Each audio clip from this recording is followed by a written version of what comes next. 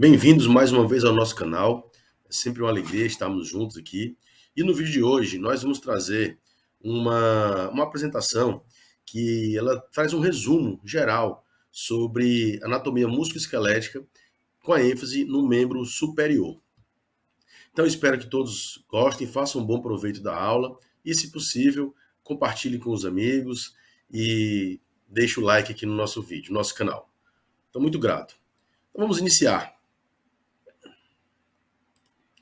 Então, como eu falei, nós vamos fazer um resumo geral, uma apresentação na qual nós vamos falar basicamente dos ossos, articulações e músculos envolvidos na articulação, nas articulações, nos ossos e músculos do membro superior.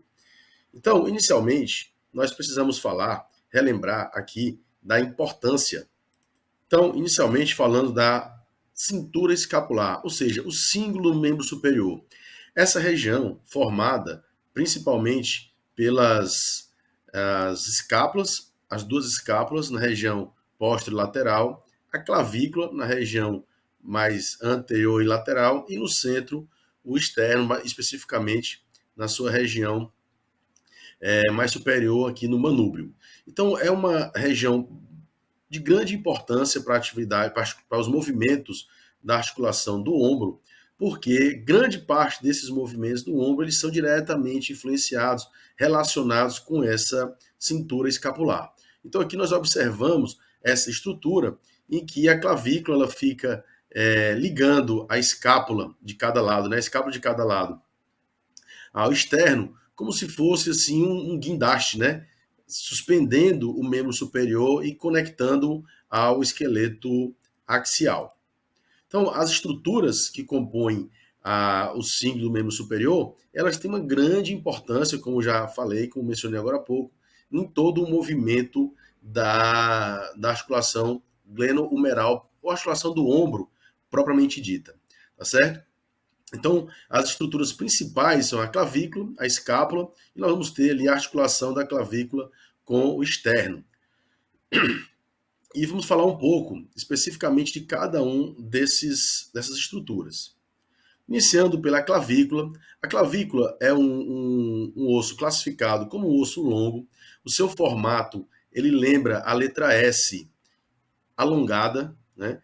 E ele apresenta na sua região anterior uma convexidade medial, aqui mais próximo da extremidade external, a sua curvatura é convexa, consequentemente, na posterior é uma concavidade, mais próximo da linha mediana, né, mais próximo da extremidade external, e essa extremidade external ela apresenta um formato um pouco mais largo, né, um pouco mais circular, vamos dizer assim.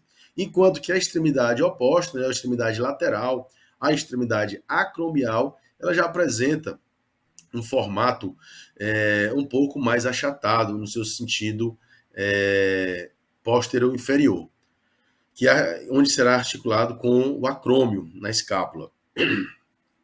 Então ela atua, como eu havia falado, como um suporte rígido, imóvel, né, dá uma certa rigidez para essa conexão, essa ligação, semelhante a um guindaste, que suspende a escápula e o membro livre, mantendo-os afastados do tronco, de modo que o membro tenha a máxima liberdade de movimento, ou seja, permitindo a máxima liberdade da articulação glenohumeral, que nós vamos ver mais adiante, que é uma das articulações que tem grande mobilidade no nosso sistema musculoesquelético. Outra estrutura óssea de grande importância dentro desse contexto é a escápula. Né? A escápula ela pode ser classificada como um osso plano, né? E ela apresenta algumas características e alguns relevos bem interessantes que devem ser observados e lembrados. Então nós temos aqui nessa imagem da direita a região anterior, uma visão anterior na escápula, enquanto que nós observamos aqui uma face costal ou uma fossa subescapular, e nós observamos uma região mais plana nessa visão anterior.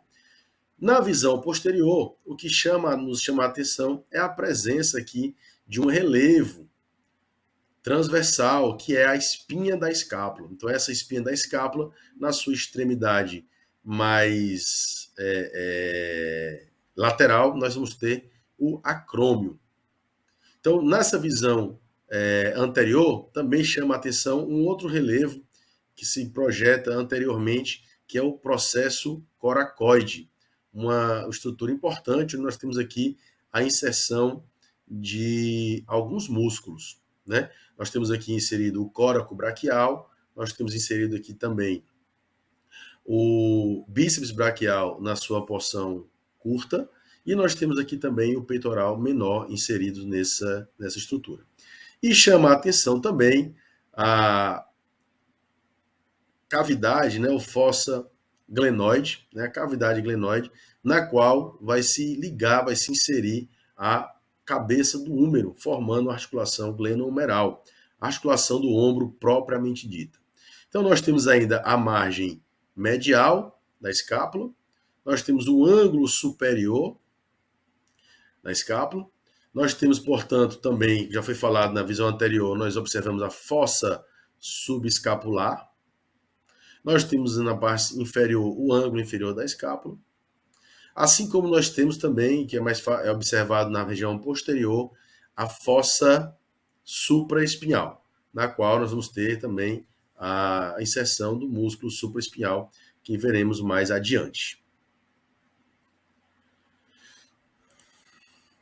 Aqui nós temos a escápula numa visão lateral, na qual observamos aqui bem o formato da cavidade glenoide ou fossa glenoide, o processo coracoide, né, a região aqui supraespinhal, a região infraespinhal, a fossa subescapular aqui na região mais anterior, né?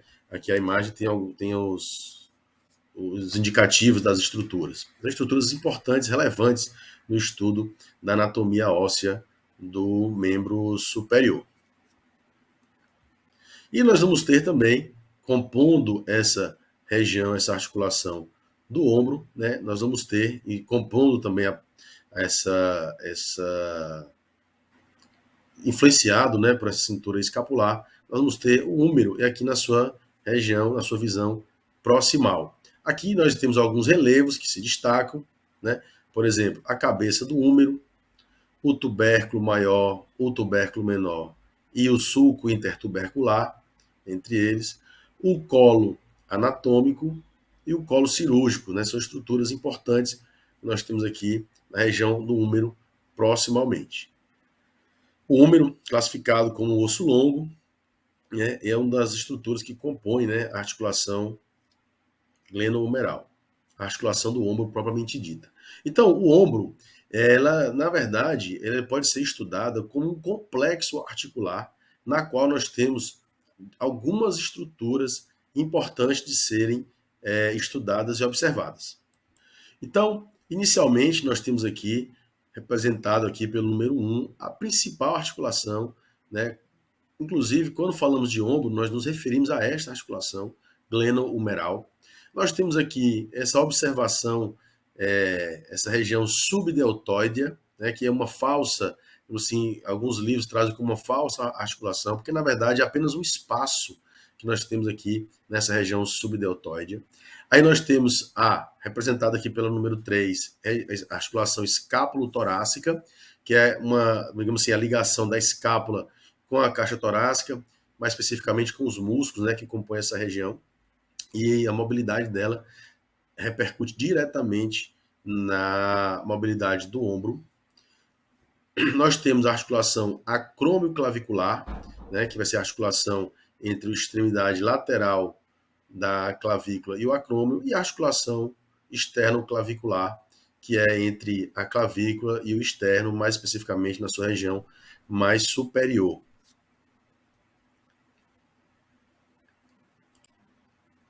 Então, essa articulação externo-clavicular, ela é uma articulação classificada como articulação sinovial em cela, ou articulação sinovial celar, na qual nós temos as estruturas, uma que se sobrepõem em relação à outra, tal qual um cavaleiro montado na sela de um cavalo. Daí a analogia e daí o nome da classificação dessa articulação.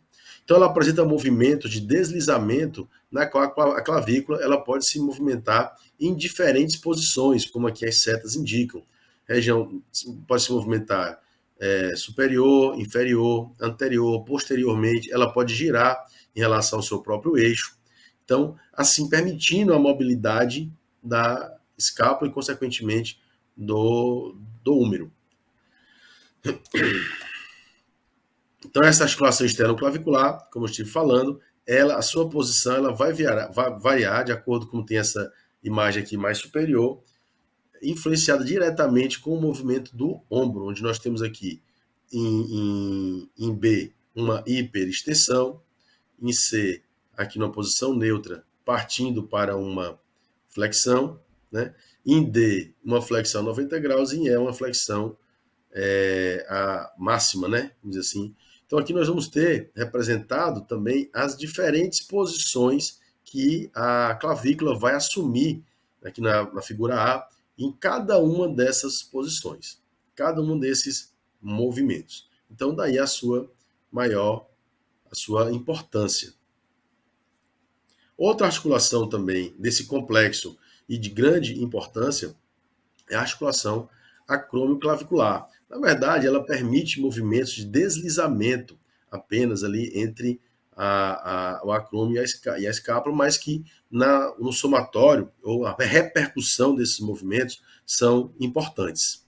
Então, ela é classificada como uma articulação também sinovial, nesse caso, a articulação sinovial plana, e onde ela apresenta pequenos movimentos de deslizamento que são importantes para acomodar, né, e permitir o movimento da escápula em relação à clavícula, como representa aqui essa imagem que nós estamos vendo agora, com a projeção, né, da escápula anteriormente no plano frontal e posteriormente também. A articulação do ombro propriamente dito, ou seja, a articulação glenohumeral, é a mais importante, né, dentro desse complexo. É a articulação que nós definimos, ela é classificada como uma articulação esferoide, consequentemente, uma articulação que apresenta uma grande mobilidade e uma grande liberdade de movimentos, por ser uma articulação também triaxial, ou seja, ela apresenta movimentos em 3 planos, consequentemente também em 3 eixos de movimento. Esses movimentos são, portanto,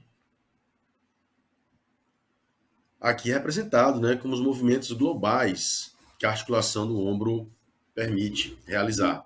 Então aqui nós vamos ter os movimentos globais, nos quais nós temos movimentos no plano, aqui representado pela letra A, num plano sagital. Nós vamos ter no plano B, no plano sagital, né, no A, onde nós vamos ter o movimento de flexão e extensão. No plano sagital, num eixo, portanto, látero-lateral. Porque o eixo é uma linha imaginária, vamos dizer assim, que ela é perpendicular ao plano no qual o movimento acontece. Então, aqui nesse caso, especificamente da articulação do ombro, nós vamos ter no plano A, no plano sagital, o movimento de flexão e extensão, e no eixo, então, látero-lateral. Nós temos aqui no plano B um plano frontal, no qual o movimento que ocorre é a abdução e adução. Consequentemente, o eixo é o antero-posterior, pois esse seria a linha perpendicular ao plano no qual é realizado o movimento.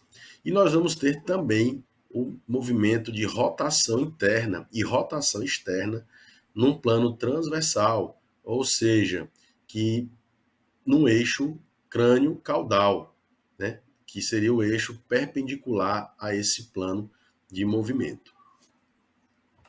Assim, nós vamos ter uma articulação triaxial, onde nós temos o eixo látero-lateral, nós temos aqui representado pelo número 1, a seta vermelha, onde nós temos os movimentos de flexão e extensão. Onde nós vamos ter também representados aqui pela flecha azul o eixo antero-posterior, que permitirá então os movimentos de abdução e adução num plano frontal. E nós temos na flecha C aqui, a seta verde, aliás, indicando o eixo crânio-caudal, que permitirá os movimentos de rotação interna e rotação externa do ombro, existindo assim, então, uma articulação triaxial, e que é muito importante, porque essa liberdade de movimento, ela nos permite posicionar o nosso membro superior em qualquer lugar do espaço. Isso é muito importante. É uma articulação que apresenta ligamentos, né? Diversos ligamentos. Aqui eu quero vamos destacar alguns desses ligamentos. O ligamento coracohumeral, né? Que ele tem duas porções. Uma porção que vai do processo coracoide à tuberosidade maior do húmero, e um outro processo que vai do coracoide até a tuberosidade menor do húmero. Então aqui nós temos alguns desses ligamentos sendo representados. Dentre eles nós vemos o ligamento coracohumeral também aqui representado.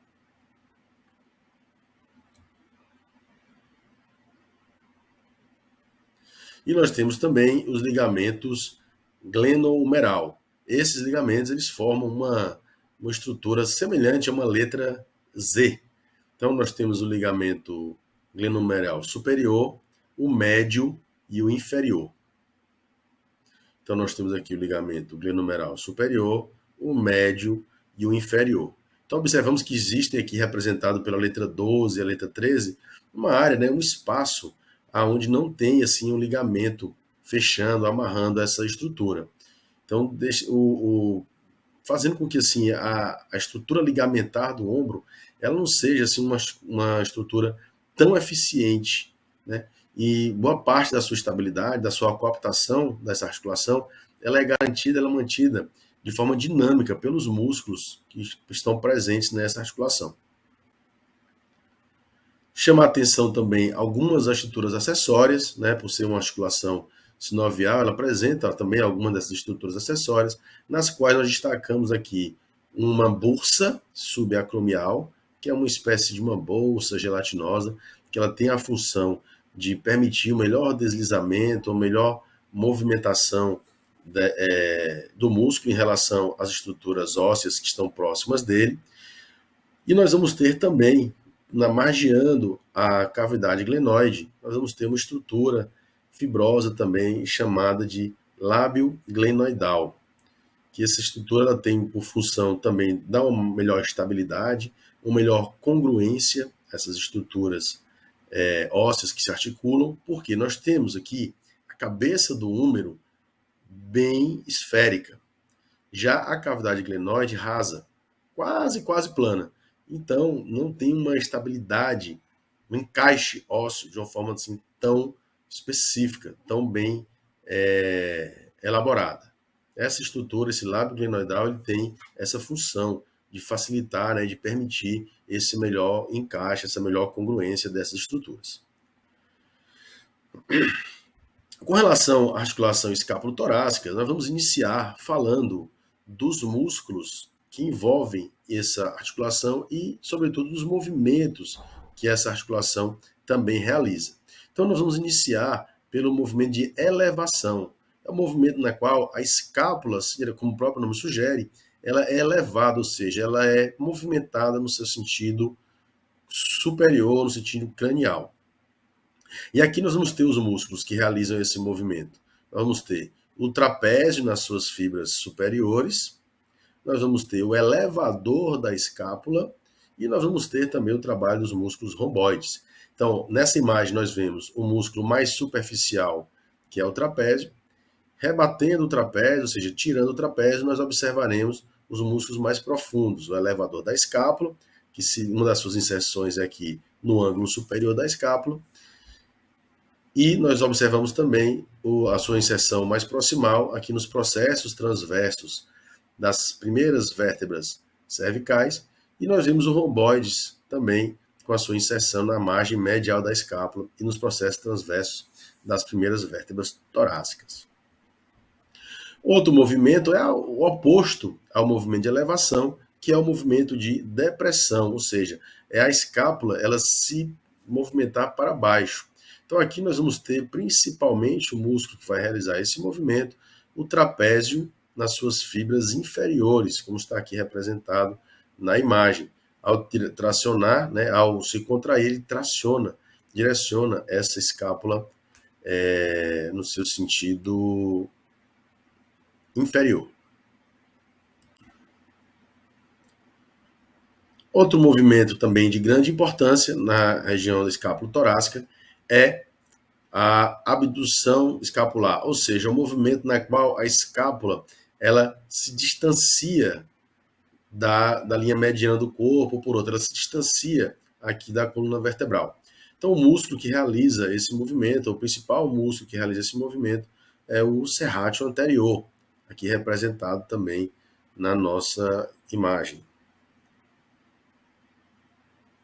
A adução é o movimento oposto, né? O movimento no qual a escápula vai ser tracionada, direcionada para a região mediana, onde haverá uma aproximação entre as duas escápulas. E aqui nós temos os músculos trapézio nas fibras médias e também os músculos romboides, romboide maior e romboide menor, também tem uma parcela importante nesse movimento. Nos movimentos de abdução do ombro e de flexão do ombro, nós observamos que a escápula ela gira no sentido superior, ou seja, lateral. A escápula se projeta lateralmente e superiormente. Então, esse movimento, rotação superior ou rotação lateral da escápula, ele é muito importante para permitir, garantir os movimentos amplos ou totais de flexão e de abdução do ombro. Então, aqui nós vamos ter esses músculos que realizam esse movimento, o serrátil anterior, aqui representado, o trapézio fibras superiores e também o trapézio fibras inferiores, fazendo com que a escápula ela gire, posicionando aqui a cavidade glenoide para cima, né? Ou direcionando a cavidade glenoide no sentido superior. Da mesma forma, né, a volta desse movimento, nós vamos ter aqui uma rotação inferior, uma rotação medial da escápula, né, onde haverá essa báscula medial, essa rotação inferior, onde nós temos os músculos principais, o elevador da escápula e os músculos romboide, maior e menor, fazendo este movimento.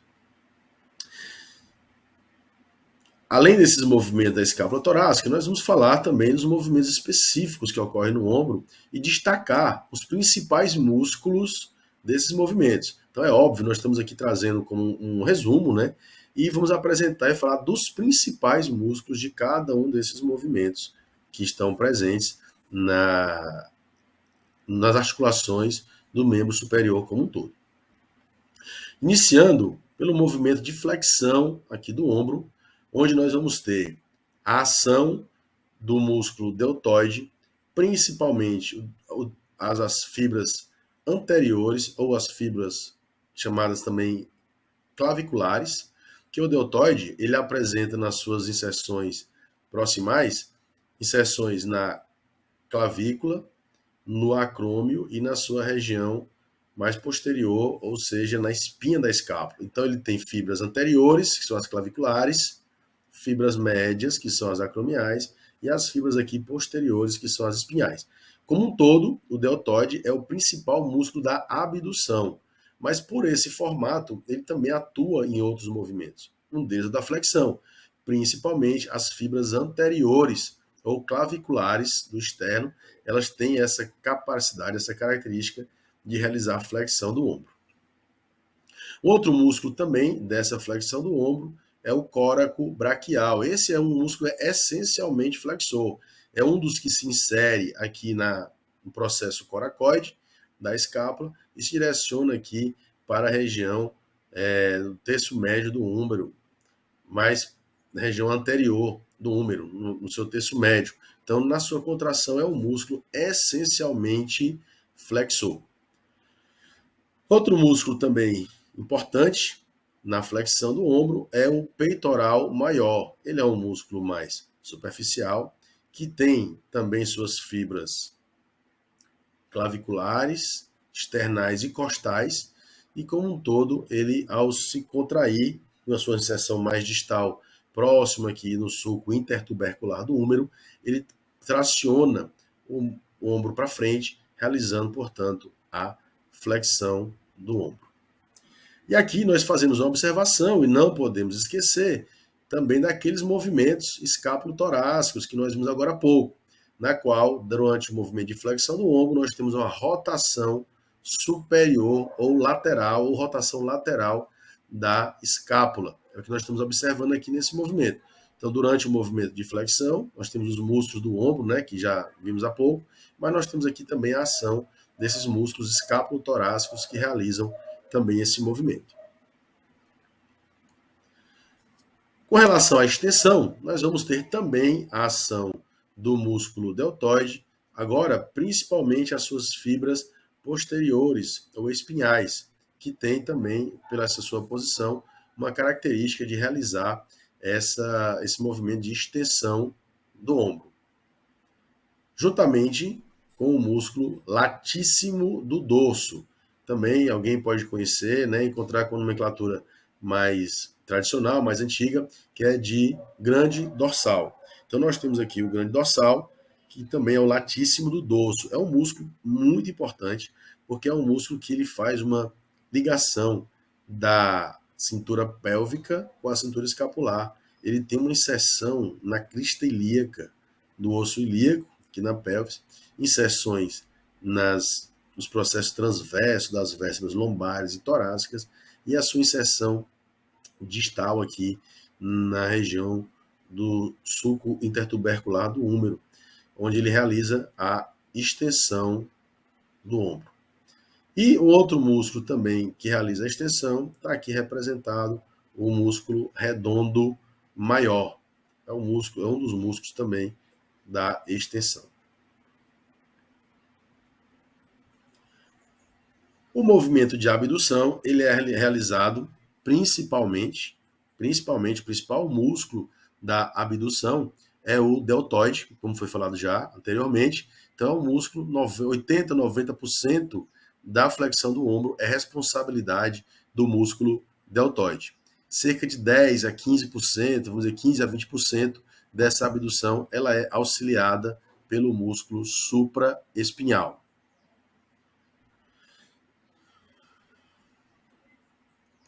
Da mesma forma, lembramos aqui dos movimentos escapulares, onde também ocorre uma rotação superior, né, uma rotação medial da escápula durante o movimento de abdução do ombro.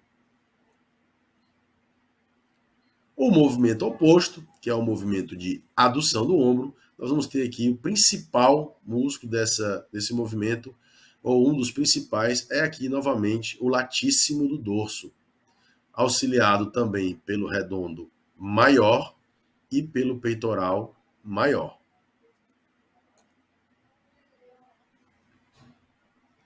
Os músculos rotadores do ombro, nós vamos ter os rotadores mediais ou rotação interna, nós vamos ter o subescapular, aqui representado nessa primeira imagem. Abaixo dele nós temos aqui o redondo maior, também representado aqui na imagem, o latíssimo do dorso e o peitoral maior. Esses são os músculos que compõem e são responsáveis pela rotação medial do ombro. Já a rotação lateral do ombro, nós vamos ter o músculo infraespinhal e o redondo maior. Então, essa primeira imagem, o músculo infraespinhal e, na sequência, aqui o redondo menor. Pela sua posição, eles, ao tracionarem, né, ao contraírem, eles direcionam o húmero numa rotação lateral, uma rotação externa. Aqui, vamos fazer uma observação importante para falar sobre os músculos que compõem o manguito rotador. É um total de 4 músculos, que são o supraespinhal, infraespinhal, redondo menor e o subescapular. Então, são músculos muito importantes para a dinâmica e pela movimentação da estabilidade e pela movimentação do ombro. Então, esses músculos cruzam e circulam a articulação do ombro, formando assim uma cobertura e dá uma estabilidade dinâmica muito importante para essa articulação. Daí, pelas iniciais, CIRS, né? Então, a função associada primária dos músculos, desses 4 músculos, é aprender, tracionar medialmente, eu uso a palavra coaptar, a cabeça do húmero, contendo-a, coaptando-a na cavidade glenoidal da escápula, que, como já vimos, ela é menor e ela é incongruência, né? É incongruente com a cabeça do húmero, sendo rasa. Então, aqui nós temos a imagem desses músculos, né? O subescapular, o supraespinhal, que é apresentado, o infraespinhal e o redondo menor, representando essa importante estrutura anatômica que é o manguito rotador. Nessa outra imagem, nós temos uma imagem lateral, onde podemos ver também aqui a disposição desses músculos fechando, né, cobrindo toda a cabeça do húmero, como está representado aqui por essa segunda imagem, onde os dedos, cada um dos dedos da mão representa um tendão desses músculos. Então, esses músculos do manguito rotadores merecem a nossa atenção, sem dúvida nenhuma, principalmente nas avaliações do ombro, né, nas patologias associadas à articulação do ombro. Então, são músculos importantes nós conhecermos. Dando sequência no nosso conteúdo, nós vamos falar das articulações que envolvem o cotovelo, né? Isso que nós chamamos de cotovelo, que na verdade também nós vamos ter mais de uma articulação nessa região anatômica. Então, assim, nós podemos classificar que o cotovelo anatomicamente é uma articulação do tipo gínglimo, né? Ou seja, ela apresenta um movimento apenas em um plano, consequentemente, apenas um eixo de movimento. Porém, fisiologicamente, essa região anatômica, ela apresenta um complexo também de articulações, onde nós temos a articulação húmero-ulnar e húmero-radial, que é a que nós chamamos de cotovelo propriamente dito, que é a articulação que realiza flexão e extensão, uma articulação do tipo gínglimo, portanto, e nós temos também a articulação radio-ulnar proximal, que realiza movimentos de pronação e supinação, que já é classificada como uma articulação do tipo pivô ou trocoide. Nós vamos falar um pouco de cada uma dessas articulações, dessas estruturas, e classificando também de uma melhor forma cada uma delas.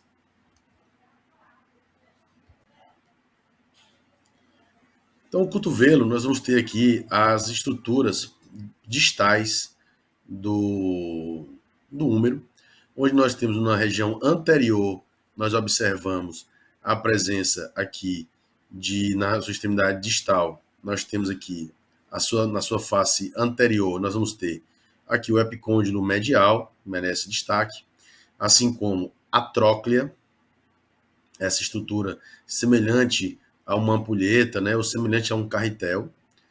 Nós vamos ter acima dela uma fossa coronoidea, e logo na lateral, na região mais lateral, nós vamos ter o capítulo, já essa estrutura articular mais redonda, mais esférica, que vai se ligar diretamente com o rádio, né, com a cabeça do rádio. E aqui nós temos acima dela a fossa radial. E na extremidade mais lateral, nós temos o epicôndilo lateral. Então, o epicôndilo medial e o epicôndilo lateral também tem para nós devemos ter uma importância com essas estruturas, porque são os locais de inserção de músculos, onde nós vamos ter no epicôndilo medial os músculos que realizam a flexão do punho e dedos, especificamente a flexão do punho, e nós vamos ter na extremidade, no epicôndilo lateral, os músculos responsáveis pela extensão do punho e dos dedos. Então, na visão posterior dessa região mais distal do húmero, nós vamos ver aqui, nos chama a atenção as estruturas que nós já vimos há pouco, e também nos chama a atenção essa fossa maior, mais central aqui, que é a fossa do olecrano. Então, estruturas importantes dessa região do úmero.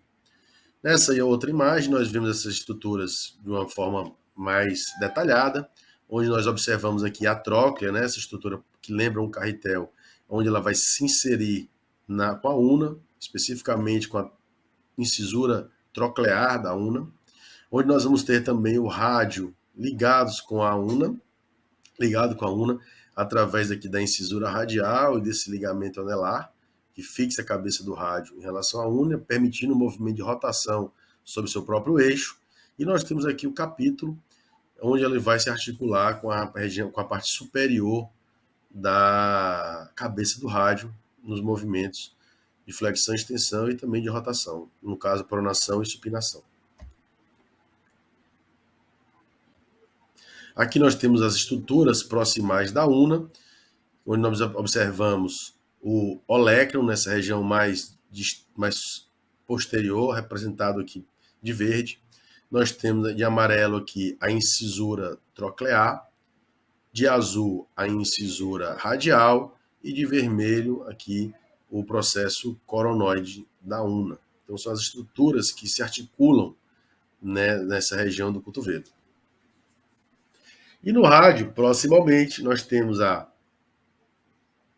cabeça do rádio, o colo do rádio, a tuberosidade do rádio, estrutura muito importante, que nela nós vamos ter a inserção do músculo bíceps braquial, tá certo?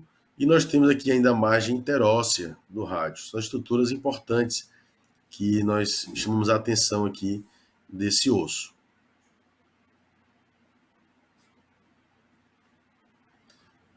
Então, a articulação do cotovelo, ela vai apresentar, né, na sua fisiologia articular, vamos dizer assim, o movimento, primeiro que nós falamos, é de flexão e extensão, que ocorre, relembrando, né, dentro de um plano sagital, sendo, portanto, uma articulação que apresenta o eixo látero-lateral, e é classificada como gínglimo. Então, esse movimento que aqui está representado na imagem. Nós vamos ter também a articulação, nessa articulação do cotovelo, nós vamos ter aqui, que vimos, né, o olecrano, ele se encaixando na fossa do olecrano do úmero durante a extensão, e na flexão nós temos o processo coronoide se inserindo, né, ou se abrigando, vamos dizer assim, se relacionando com a fossa coronoide, que nós vimos nas estruturas anterior, como estrutura anterior distal do úmero. Assim como nós temos também a fossa radial, na qual a cabeça do rádio também se aloja, vamos dizer assim, durante o movimento de flexão. E os ligamentos do cotovelo, nós vamos chamar a atenção aqui dos ligamentos colaterais unares, ou colateral medial, onde apresenta 3 feixes amarrando bem essa estrutura, nesse sentido, né, na região medial. E nós vamos ter os ligamentos colateral-lateral, o colateral-radial, que também apresenta esses 3 feixes que circundam e amarram bem aqui a articulação do cotovelo. Esses ligamentos colaterais, aqui nós temos uma imagem que chama a atenção para que nós temos, por exemplo, que aqui representando nessa primeira imagem, né, com a seta vermelha, vamos dizer que é o deslocamento lateral da extremidade distal, e no verde o deslocamento medial. Então observamos que no deslocamento lateral, ou seja, no valgismo, né, no esforço em valgo, nós vamos ter um estresse do ligamento medial, como está representado aqui na estrutura. Então podemos dizer que o ligamento medial ele vai evitar o esforço em valgo, ele vai evitar o valgismo da estrutura aqui no cotovelo. Enquanto que o ligamento lateral, colateral-lateral ou colateral-radial, são sinônimos, vai evitar o deslocamento em varo do cotovelo. E assim, vamos ver os principais músculos do cotovelo. Iniciando pela flexão, nós vamos ter aqui destaque para dois músculos inicialmente, que é o bíceps braquial, um músculo bem conhecido, sempre usado, comumente é usado como exemplo nas aulas, né? Então, é um músculo que possui duas cabeças aqui, né? Duas porções. Uma delas se insere no processo coracoide, a cabeça curta, e a outra numa região superior da cavidade glenoide, e a cabeça longa. E a única inserção distal que ele vai ter é na tuberosidade do rádio. Então, no músculo bíceps braquial, nós vamos ter um movimento de flexão e também um movimento importante de supinação realizado pela articulação, aliás, pelo músculo bíceps braquial.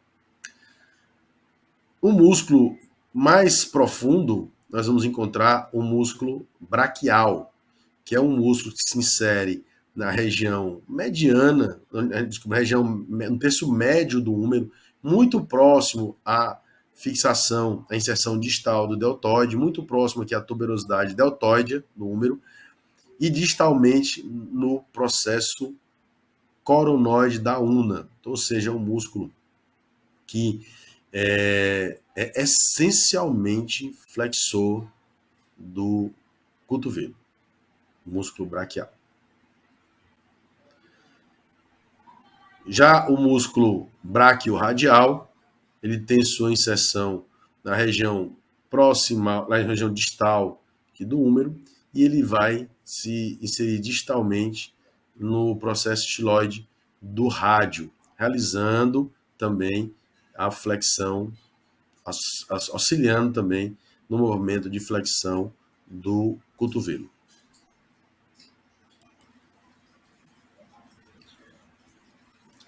E na extensão do cotovelo, nós vamos ter aqui o músculo tríceps braquial, né, que é um músculo, no próprio nome já sugere, né, classificado um tríceps, tem 3 porções, né, tem uma porção longa, que se insere na escápula, então ele também tem uma participação na extensão do ombro, uma porção lateral e uma porção medial. Ambas se inserem, né, na região do olecranon, da una, fazendo com que ele seja um músculo com uma grande eficiência para a extensão do cotovelo. Aqui nós relembramos a limitação da extensão do cotovelo, que é pela inserção, né, pelo toque, vamos dizer assim, do olecranon na cavidade do olecranon, que é um dos fatores que limita, além da estrutura ligamentar e muscular, é esse contato ósseo também. Ainda no cotovelo, né, na região anatômica do cotovelo, nós vamos ter a articulação radioulnar proximal, que é a articulação que faz com que permita uma rotação, que no caso a gente dá nome de supinação e pronação na região do antebraço.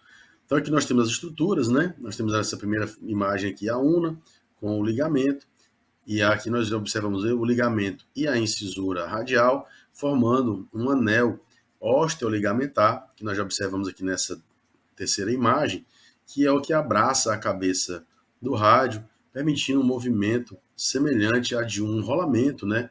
Aqui dentro dessa articulação, fazendo com que o rádio gire em torno do seu próprio eixo. Então, essa articulação radioulnar proximal, ela é classificada como uma articulação pivô ou trocoide, como nós já havíamos mencionado, e é uma articulação que ocorre no plano, o movimento, né, ocorre no plano transversal, e a articulação, o eixo crânio-caudal. Então, aqui está a representação desse movimento, onde nós temos que a supinação é a palma da mão virada anteriormente, como nós observamos na posição anatômica, e a supinação é esse movimento, e a pronação é o movimento oposto, onde o dorso da mão fica para a região anterior. Uma observação importante é que, pela posição da una em relação ao úmero, ela tem um encaixe aqui na incisura troclear, com a tróclea, que não permite movimentos de rotação da una em relação ao úmero, ficando, portanto, o movimento de pronação e supinação restrito apenas ao movimento do rádio, é o rádio que gira em torno do seu próprio eixo, e é o rádio que passa aqui, nós observamos nessa segunda imagem aqui, no raio-x, o rádio ele se sobrepõe em relação à una durante o movimento de pronação. E os músculos, né, que realizam esse movimento de supinação, nós falamos anteriormente do bíceps braquial, que realiza também a supinação, mas nós temos um músculo supinador, um músculo profundo do antebraço, proximal ao cotovelo, ele realiza esse movimento de supinação, como o próprio nome sugere. Já a pronação, nós vamos ter a ação do bráquio radial, que nós vimos anteriormente, com o músculo flexor do cotovelo, mas ele também atua na pronação. E nós temos aqui nessa imagem o pronador redondo e o pronador quadrado. O pronador redondo é um músculo mais superficial, aqui na região próxima ao cotovelo, e na região mais distal, o músculo mais profundo também é o quadrado, o pronador quadrado.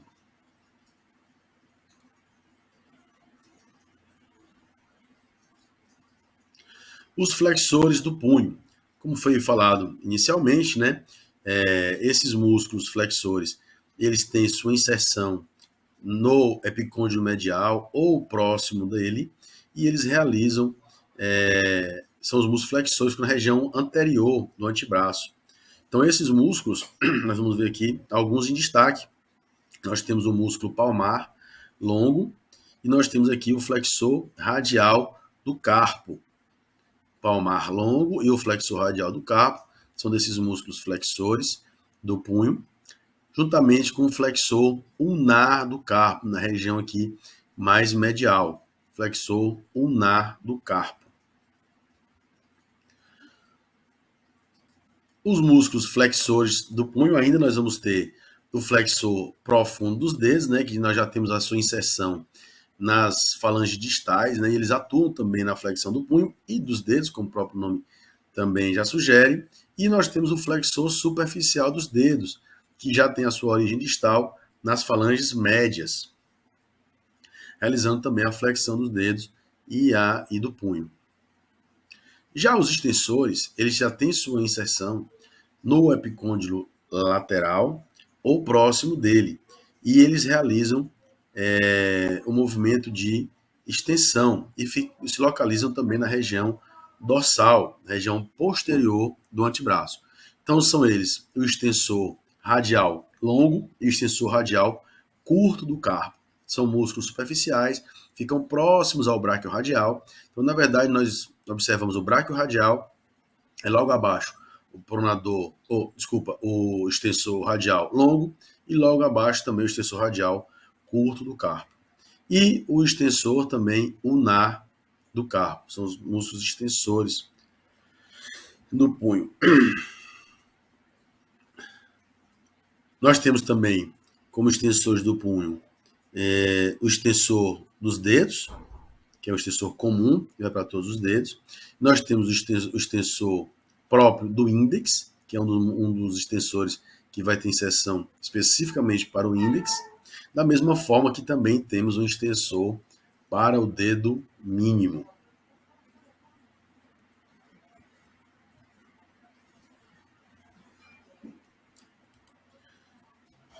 E assim, meus queridos, nós concluímos esta aula neste momento.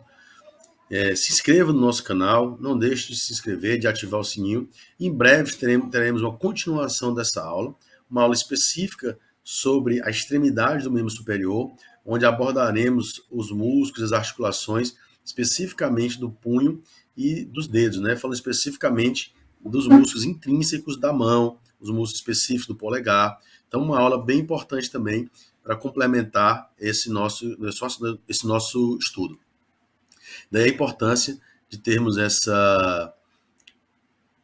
ativar o sininho para não perder essa continuação dessa aula e as próximas aulas que teremos também. Então, no mais, muito grato pela audiência, e dúvidas podem ser colocadas nos comentários, que à medida do possível nós responderemos. Então, muito grato, até a próxima.